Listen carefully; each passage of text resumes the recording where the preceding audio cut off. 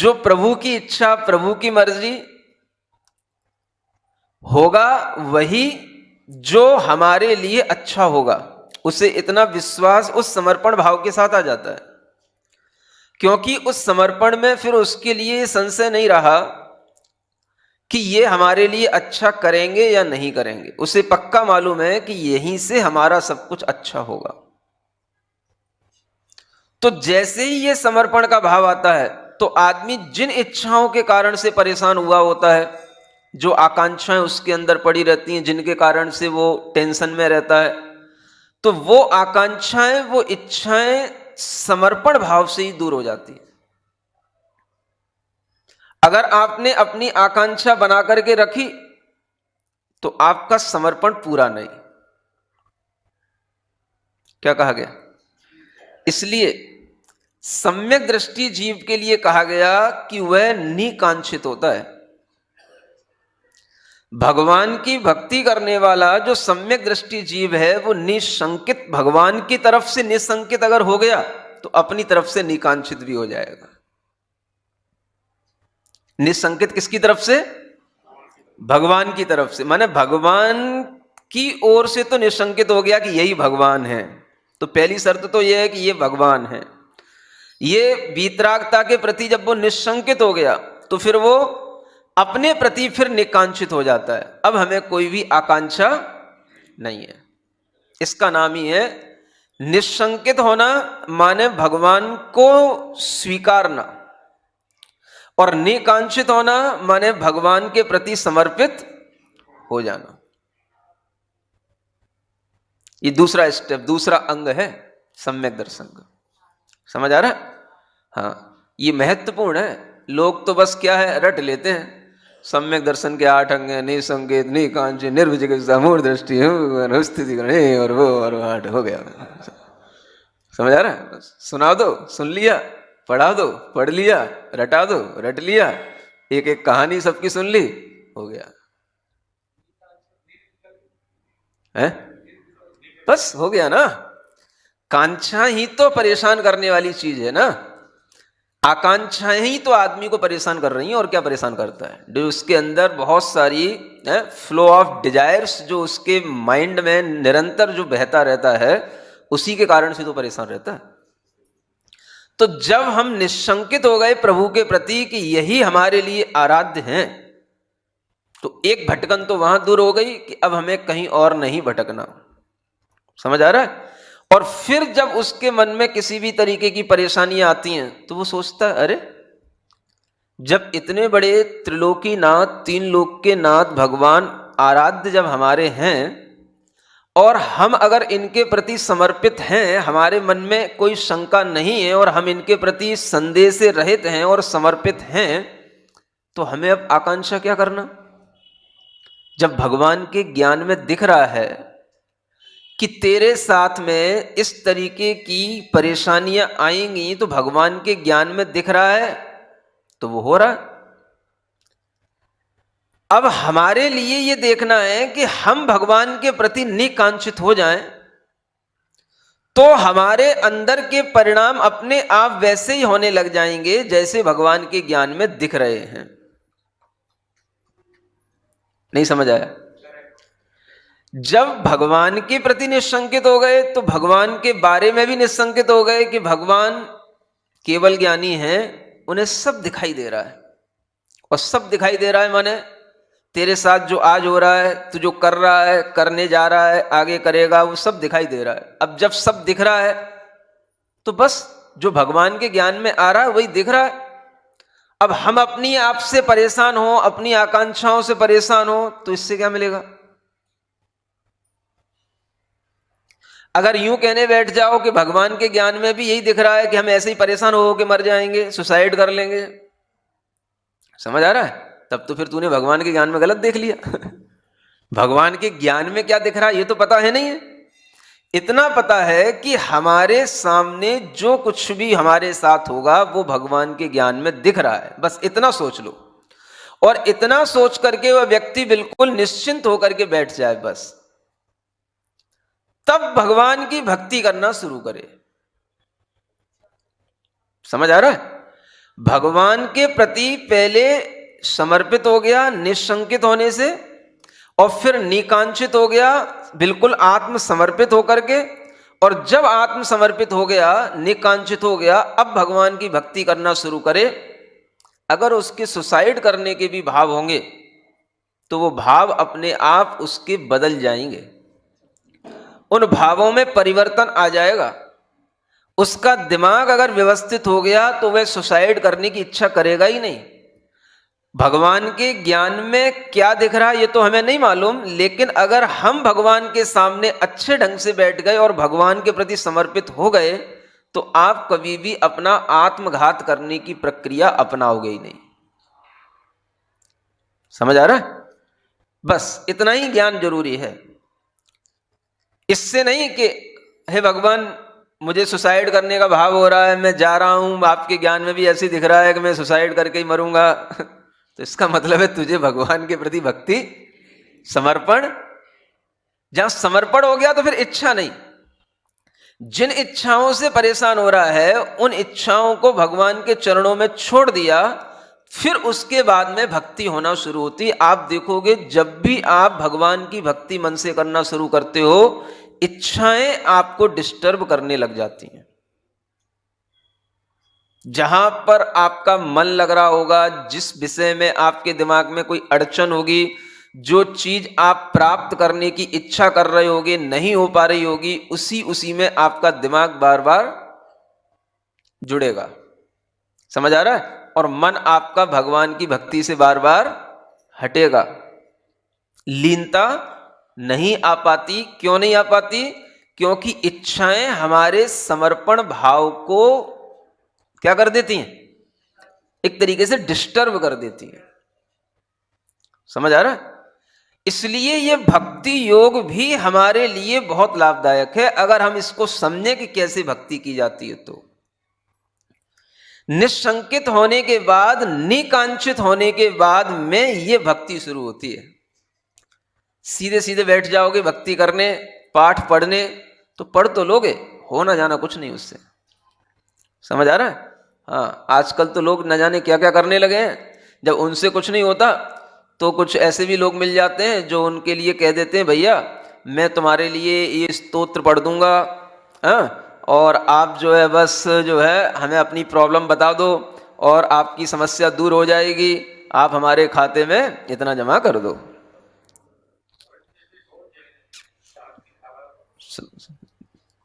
समझ आ रहा है?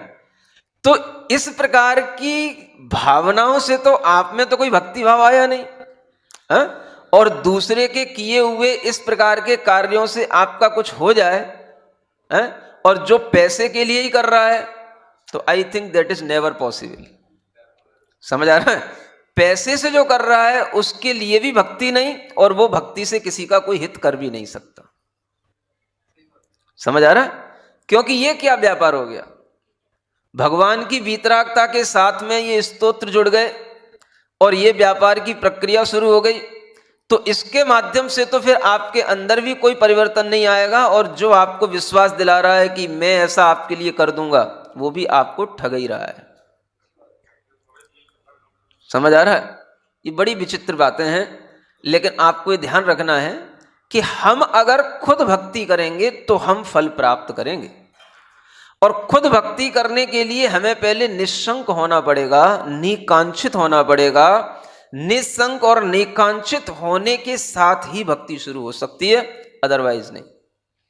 ये प्रक्रिया अपने आप में इतनी महत्वपूर्ण है कि जब आप भक्ति कर रहे हो तो आप अपने मन को परखते जाओ कि हम उसमें लीन हो पा रहे कि नहीं।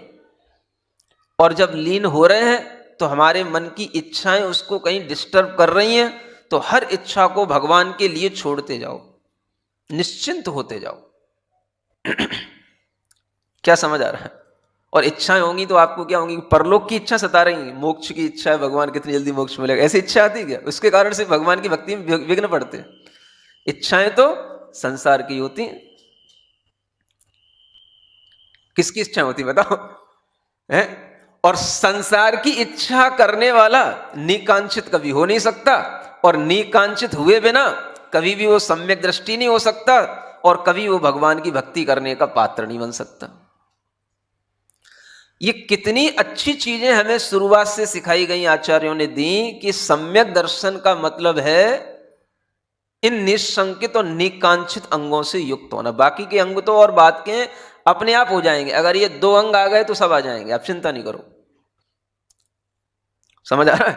वो सब हो जाएगा अपने आप। शुरुआत तो हो पहले।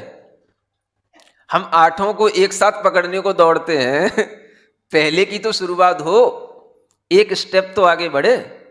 और जब एक स्टेप आगे बढ़ जाता है कई लोगों का, इतना तो ठीक है, हाँ महाराज हमें ये पक्का विश्वास है जिनेंद्र भगवान की आराधना करूंगा करूंगा करूंगा, उनके अलावा कोई देव नहीं है नहीं है नहीं है। समझ आ रहा है? मैं देव शास्त्र गुरु का ही भक्त हूं, बस। ये क्या हो गया? ये पहला स्टेप पर ही टिक गया। दूसरा स्टेप तेरे हित के लिए था। अगर तू निशंकित भाव से निकांक्षित हो जाएगा तो तेरे अंदर जो भाव उत्पन्न होगा वो भाव अपने आप तेरे कर्मों में परिवर्तन लाता चला जाएगा, और वही पाप कर्म का अभाव करने के लिए तेरा ही भाव कारण बनेगा। भगवान तो यहां कुछ करते नहीं और कहीं भी कुछ नहीं करते। समझ आ रहा है? जिन्होंने भगवान के लिए समझ रखा है कि ये भगवान ये करते हैं, ये भगवान ये करते हैं, वो भी अज्ञान में पड़े हैं। समझ आ रहा है? हाँ, कुछ बच्चे कुछ बड़े, आपके भगवान तो कुछ करते ही नहीं है, शांत बैठे रहते हैं, हाथ पे हाथ रखे, इसलिए जो भगवान हमें देते हैं उनके पास जाते हैं। तो ये भी एक गलत, एक रॉन्ग कॉन्सेप्ट ही कहलाता है। उनके मन के अंदर ये मिथ्या धारणा पड़ी हुई है कि ये भगवान देते हैं। कोई भगवान किसी को कुछ नहीं देता, कोई भी भगवान नहीं देता, जगत का कोई भगवान नहीं देता। आज तक के रिकॉर्ड में किसी देवता ने आज तक किसी को कुछ दिया हो तो मुझे बता दे आकर के। समझ आ रहा है? सब कुछ व्यक्ति अपने कर्म से, अपने भाव से, अपने पुण्य से प्राप्त करता है, और ये सब जगह सिखाया जाता है, हर धर्म में सिखाया जाता है ये बात। जब व्यक्ति नहीं मानता है तो उसके लिए भाई ठीक है तेरी मर्जी आए सो तू कर, लेकिन जो किसी भी संप्रदाय के लोग हों, हिंदू धर्म में भी, क्रिश्चियनिटी में भी, हर धर्म में ये बात जो धर्म को जानने वाले लोग हैं उनको पता रहती है। अंत में वो यही कहते हैं, देख भगवान कुछ नहीं देता, तेरा कर्म ही सब कुछ तेरे लिए देता है। ये बात अल्टीमेटली आई जाती है सामने। समझ आ रहा है? लेकिन आदमी मानने को तैयार नहीं होता। बस वही बात है कि जब जिस समय पर हमें दुख हुआ और उस समय पर हमारे नब्ज जिसने पकड़ लिया, हमारे कंधे पर जिसने हाथ रख दिया, बस वही अपना हो गया बस। समझ आ रहा है? हाँ। अब उस समय पर अगर मान लो अपने घर का कोई नहीं था तो घर का तो दुश्मन हो जाएगा, लेकिन जो पराया था वो इतना अपना हो जाएगा कि इसने मुझे मेरे दुख में सहयोग दिया। ये बात होती है और कुछ नहीं होता है। ऐसे ही जब व्यक्ति के ऊपर कोई भी समस्या है, आपत्ति है, वो जहां कहीं चला गया, अगर मान लो एक बार कहीं कुछ उसके हाथ कुछ लग गया कि भाई चलो वहां जाने से काम हो गया, तो उसे ऐसा लगता है कि वहां जाने से काम हो गया माने उन्हीं ने हमें दे दिया, ऐसा लगता है उसको। और जब ये भाव बन गया तो हमेशा के लिए वो जो है लाइन से हट गया। अब वो कभी निशंकित नहीं हो पाएगा जिंदगी भर, अब वो कभी सम्यक रास्ते पर नहीं आ पाएगा जिंदगी भर, अगर एक बार गलत लाइन पे चला गया तो, क्योंकि उसकी धारणा में वो बात बैठ गई कि मेरा काम इससे हुआ था। ऐसी ही गलत धारणाओं में पढ़कर के व्यक्ति अपना पूरा का पूरा जीवन बर्बाद कर लेता है। सही पथ पर आकर के भगवान के विषय में भी निशंकित होकर के सही ढंग से भगवान को न जान करके दुखी ही बना रहता है। निशंकित होना इसलिए जरूरी। तो पहले यह कहा जा रहा है कि जब आपके अंदर किसी भी प्रकार का भय है, अगर आप में वो भय आ रहा है तो उस भय के साथ में एक और भाव रहता है। ये पूरा मनोविज्ञान है। जो 9 कसाएं जो हमने आपको बताई, ये 9 कसायों के साथ में पूरा मनोविज्ञान जोड़ा जा सकता है। जहां भय है वहां ग्लानि है। जुगुप्सा का मतलब होता है ग्लानि, और ये दोनों 9 कसाएं एक साथ चलती हैं। ये बात अलग है कि कहीं भय का भी उदय होता है, कहीं जुगुप्सा का भी होता है, कहीं भय जुगुप्सा दोनों का भी होता है। कर्म सिद्धांत अलग है, लेकिन भय जुगुप्सा का उदय एक साथ भी होता है। और जहां भय होता है वहां जुगुप्सा अवश्य होगी, क्योंकि जुगुप्सा का मतलब है घृणा, गिलानी, हेट। तो आदमी को जब अपने ही आप से घृणा होने लग जाती है तो वो अपने से ही डरने लग जाता है, और जब अपने से ही डरने लग जाता है तो वो सुसाइड कर लेता है। सुसाइड करने वाला किससे डरता है? दूसरे से नहीं डरता। किससे हेट करता है? अपने से हेट करता, अपने से ही डरता है। और अपने से ही डर करके अपने ही मन में इतना भयभीत हो जाता है कि उसे लगता है कि मैं जी नहीं सकता, मैं जी नहीं पाऊंगा। तो वो अपने ही डर के कारण से खुद सुसाइड कर लेता है। बहुत ऊपर से पावरफुल दिखने वाला भी हो, गैंगस्टर भी हो, क्या समझ आ रहा है? क्या हुआ कल? वही तो बता रहा हूं, कितना ही ऊपर से दिखने वाला कुछ भी हो, मतलब दूसरों के नजर में बहुत बड़ा सरदार है, बहुत बड़ा गैंगस्टर है, बहुत बड़ा डॉन है, सब कुछ है, लेकिन भीतर से जब आदमी अपने ही से डर जाता है कि अब मुझे बचाने वाला कोई नहीं, तो फिर आदमी अपने को ही शूट कर लेता है। समझ आ रहा है? तो सबसे बड़ी चीज क्या है? आदमी के अंदर भय पैदा होना। भय किससे पैदा होगा? अपने ही आत्मग्लानि के भाव से, अपने आप से ही घृणा करने से। और वो क्यों पैदा होगा? जब उसके अंदर की इच्छाएं इतनी बढ़ चुकी होंगी कि वह किसी भी इच्छा की पूर्ति होते हुए नहीं देखेगा, तो अपने ही आप से वो घृणा करता है और अपने ही आप से भयभीत होता है और मरने के लिए फिर भागता है इधर उधर। नहीं है तो खुद जहां कुछ मिल जाता है वहीं पे गिर पड़ता है, या कुछ होता है उसके हाथ में तो उसी से अपना काम तमाम कर लेता है। तो ये सब चीजें कैसे रुकेंगी, कैसे थमेंगी? हैं? जिनको ज्ञान नहीं है उनकी बात छोड़ो, हैं?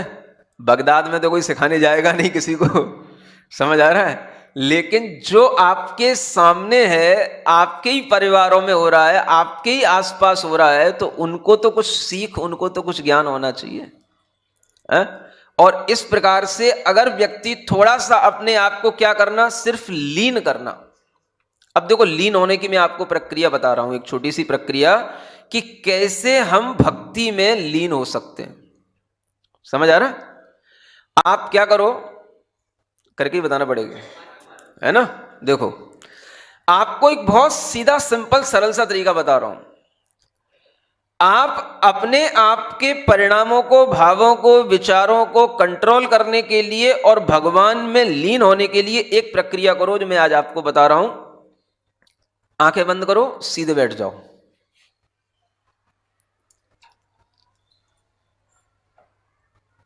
गहरी लंबी श्वास लो। अपने इष्ट देव को, अपने प्रभु को, भगवान को, जिस किसी भी भगवान पर आपकी आस्था है, जिस मंदिर में आस्था है, उन मंदिर के भगवान जो भी आपको अच्छे लगते हैं उनकी प्रतिमा को आप ध्यान में लाओ। उनके चरणों की ओर अपना भाव रखो, अपना मन उनके चरणों में रखो